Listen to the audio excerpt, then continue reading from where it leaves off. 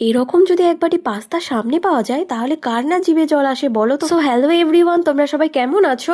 আমি আজকে নিয়ে এসেছি একটা পাস্তার রেসিপি খুব কম উপকরণ দিয়ে। তো চলো শুরু করা যাক। তার জন্য আমি এখানে নিয়েছি বাঁধাকপি কুচি, আর এখানে নিয়ে নিয়েছি ক্যাপসিকাম কুচি, আদা কুচি, রসুন কুচি, কাঁচা লঙ্কা কুচি আর পেঁয়াজ কুচি। পেঁয়াজের পরিমাণটা আমি একটু বেশিই নিয়েছি আর বাঁধাকপির পরিমাণটাও আমি বেশি নিয়েছি, কারণ আমার খুব ভালো লাগে এটা। এরপর আমি কড়াইয়ে দিয়ে দিয়েছি সর্ষের তেল, আর সর্ষের তেলটা কিন্তু ভালোভাবে গরম করে নিতে হবে।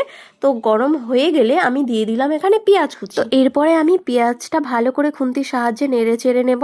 এরপরে আমি এখানে দিয়ে দিচ্ছি দেখো রসুন কুচি, আদা কুচি আর কাঁচা লঙ্কা কুচি। তো সবটা আমি আবারও ভালো করে খুন্তির সাহায্যে নেড়ে চেড়ে নেব। আর একটা কথা বন্ধুরা, আমি কিন্তু এখানে অল্প নুন অ্যাড করেছি, তো তার ভিডিও আমার ক্যাচ করা হয়নি। তোমরা কিন্তু হালকা নুন অ্যাড করে দেবে, তো এতে কি হবে, তোমার নুনের পরিমাণটা কিন্তু সঠিক থাকবে। আর এখন তো ঠান্ডা পড়েই গেছে, ভালোভাবেই ঠান্ডা পড়েছে। আর এই ঠান্ডার সময় ঘরে বসে এরকম পাস্তা রেসিপি কিন্তু বানানোই যায়। আমাদের বাড়ির সবাই চাউমিনের থেকে পাস্তাটা কিন্তু একটু বেশিই ভালোবাসে।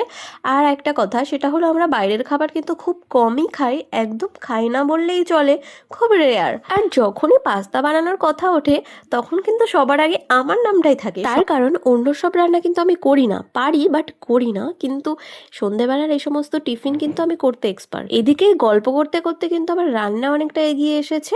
আমি ক্যাপসিকাম দিয়ে একটু নাড়িয়ে নিয়েছিলাম, তো তারপরে আমি এখানে দিয়ে দিচ্ছি বাঁধাকপি। বাঁধাকপির পরিমাণটা আমি একটু বেশি নিয়েছি, তার কারণ বাঁধাকপির পরিমাণ বেশি নিলে পাস্তার টেস্ট কিন্তু আরো দ্বিগুণ বেড়ে যাবে। এবার সবটা ভালো করে নেড়ে চেড়ে নেব, আর আমি এখানে অ্যাড করব পরিমাণ মতো নুন।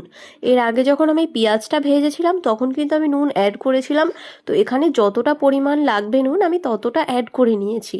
তো তোমরাও এভাবে পার্টে পার্টে নুন অ্যাড করে নেবে, তাহলে কিন্তু পরিমাণটা বুঝতে তোমাদের অসুবিধা হবে না। এবার আমি কিছুক্ষণের জন্য ঢেকে রেখে দেবো যাতে সিদ্ধ হয়ে যায়, আর আঁচটা কিন্তু লো টু মিডিয়ামে রাখবে যাতে নিচে পুড়ে না লেগে যায়। আর এইদিকে আমি পাস্তাটা আগে থেকে সিদ্ধ করে জল ঝরতে রেখে দিয়েছিলাম, তো একদম জল ঝরে গেছে। 5 মিনিটের জন্য ঢাকা দিয়ে রেখেছিলাম।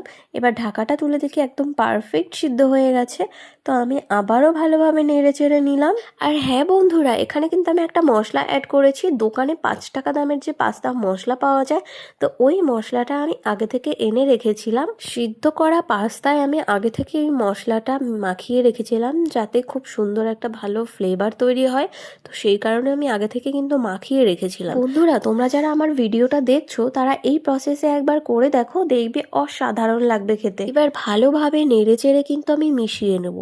আর হ্যাঁ, এর মধ্যে কিন্তু আমি অ্যাড করেছিলাম 1 চামচ সয়া সস, 3 চামচ টমেটো সস। সবগুলো দেওয়া হয়ে গেলে আবার ভালো করে কিন্তু নেড়ে চেড়ে নেব। আর হ্যাঁ বন্ধুরা, এখানে কিন্তু আমি কোনো রকম নুন অ্যাড করব না, তার কারণ আমি পাস্তাটা যখন সিদ্ধ করেছিলাম তখন কিন্তু আমি নুন দিয়েই সিদ্ধ করেছিলাম, যার কারণে আমার কিন্তু আলাদা করে নুন অ্যাড করতে হচ্ছে না। এবার নামানোর ঠিক কিছুক্ষণ আগে আমি দিয়ে দেবো কিন্তু গোলমরিচ গুঁড়ো, যেটা ছাড়া পাস্তার টেস্ট কিন্তু অসম্পূর্ণ। Tan tan, pasta ready.